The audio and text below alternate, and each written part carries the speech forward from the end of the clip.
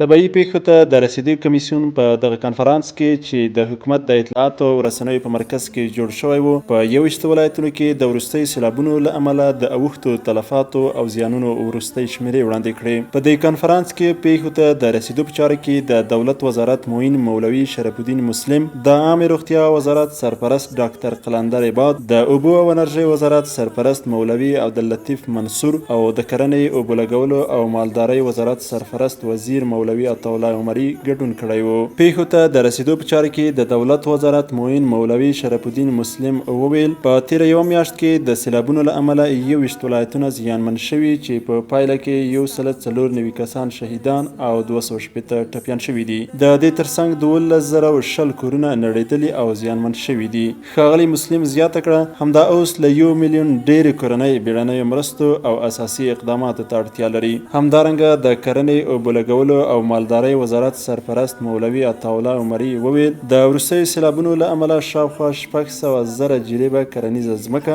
1,01,638 میوه لرونکي او 1,02,290 بې میوې ونې له منځه تللې او همدارنګه زرګونه څاروي تلف شوي دي. د اوبو او انرژۍ وزارت سرپرست مولوي عبداللطیف منصور وایي د وروستیو سیلابونو له امله په تیره یوه میاشت کې د هیواد په کچه 441 د اوبو بندونه، 319 کوچني بندونه، 327 کاریزونه او 22 د انجینرۍ بندونه زیانمن شوي دي او د دې ترڅنګ 650 متره استنادي دیوال هم له منځه تللی دی. د عامې روغتیا وزارت سرپرست ډاکټر قلندر عباد د طبیعي پیښو ناوړه پایلو ته په اشارې وویل په خوست او پکتیکا کې پر زلزله سربیره په 21 ولایتونو کې د وروستیو سیلابونو په راتلو سره د دغه وزارت بیړني ټیمونه د نارینه او ښځینه ډاکټرانو په ګډون له شته امکانات سره یوځای سیمې ته لیږدول شوي دي. د دغه کمیسیون غړي ټینګار کوي چې د افغانستان اسلامي امارت رهبري او مسؤلین په ټول توان هڅه کوي چې وضعیت کنټرول کړي، خو مسؤلین وایي اوسني امکانات بسنه نه کوي او له نړیوالې ټولنې،